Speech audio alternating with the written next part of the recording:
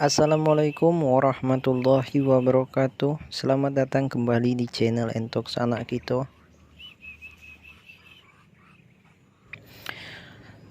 Oke kawan-kawan, di kesempatan kali ini kita akan membahas pakan-pakan yang tidak boleh diberikan untuk entok mode pembibitan, atau pakan-pakan yang harus kandang entok mode pembibitan hindari.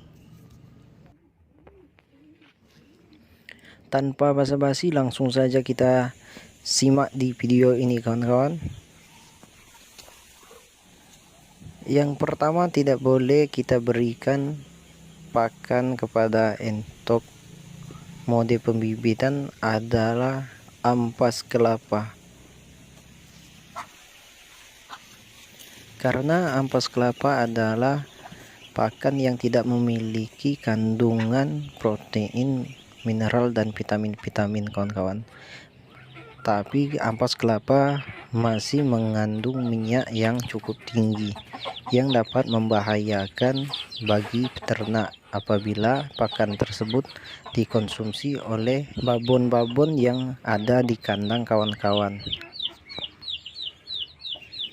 Karena ampas kelapa dapat membunuh atau menutupi sel telur bagi babon-babon yang dapat mengakibatkan pencegahan produksi bagi babon-babon kawan-kawan. Bukan cuman mencegah, bahkan babon yang sedang aktif bertelur pun akan dapat berhenti bertelur apabila mengonsumsi ampas kelapa. Dan yang kedua adalah ampas tahu kawan-kawan. Ampas tahu dan ampas kelapa itu bersifat yang hampir sama kawan-kawan. Namun ampas tahu masih dapat diberikan apabila peternak tersebut dapat mengolahnya menjadi pakan alternatif yang sudah difermentasi. Berbeda dengan ampas kelapa kawan-kawan. Kalau ampas kelapa tidak sama sekali bisa untuk dikonsumsi oleh babon-babon, walaupun ampas kelapa tersebut sudah difermentasi, tetap saja akan membahayakan bagi babon-babon dan akan berimbas pada kesuksesan peternak. Terus yang ketiga adalah kangkung kawan-kawan. Kangkung tidak dapat dikonsumsi, bukan tidak dapat dikonsumsi, tapi maksud saya bahaya apabila dikonsumsi pada babon, akan dapat mengakibatkan babon itu bertelur tidak maksimal atau bertelur di bawah rata-rata. Kalau rata-rata entok kita ini bertelur 15 ke atas dengan menggunakan pakan kangkung, maka entok tersebut kemungkinan besar akan bertelur sehingga sebanyak 10 biji aja kawan-kawan.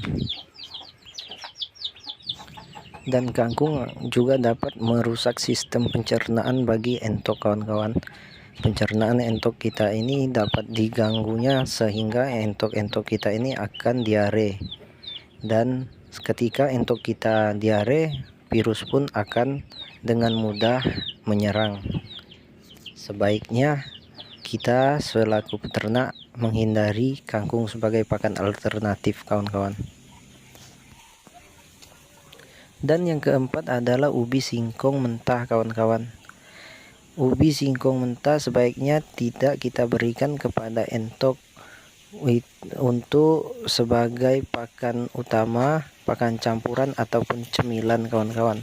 Karena ubi singkong mentah ini akan sangat mengganggu produksi entok, dan entok pun akan berimbas banyak terhadap ubi ini kawan-kawan.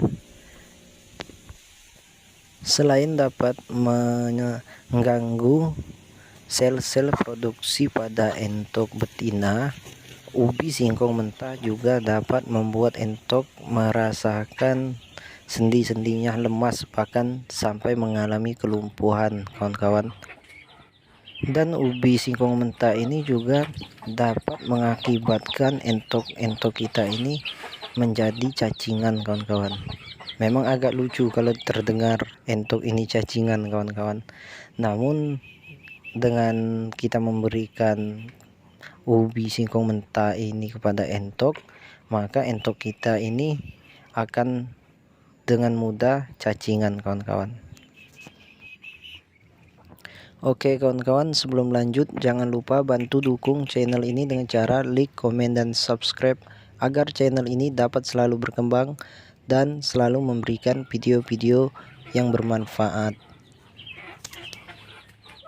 Oke lanjut kawan-kawan, dan hindari juga entok ini meminum atau mengonsumsi air dari rebung asam kawan-kawan, apalagi sampai diberi rebung asam, karena air ataupun rebung asam tersebut saya tidak memahami mengandung apa kawan-kawan, namun apa yang terkandung dalam rebung asam ataupun airnya itu dapat mengakibatkan kelumpuhan pada entok, bahkan sampai kematian kawan-kawan. Dan rebung asam ataupun airnya ini harus sangat-sangat dihindari bagi peternak entok kawan-kawan. Dan untuk rebung asam ini berlaku untuk entok usia 0 sampai sekian tahun kawan-kawan, tanpa memandang usia atau tanpa pandang bulu kawan-kawan. Dan bagi kawan-kawan yang tidak mengetahui rebung asam itu apa, sedikit saya jelaskan. Rebung asam itu adalah sayuran yang dibuat dari tunas bambu muda kawan-kawan.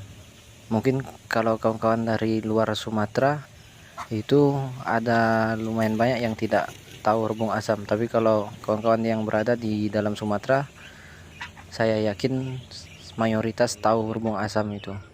Jadi bagi kawan-kawan yang tidak mengetahui rebung asam, kawan-kawan harus mengetahuinya mulai sekarang.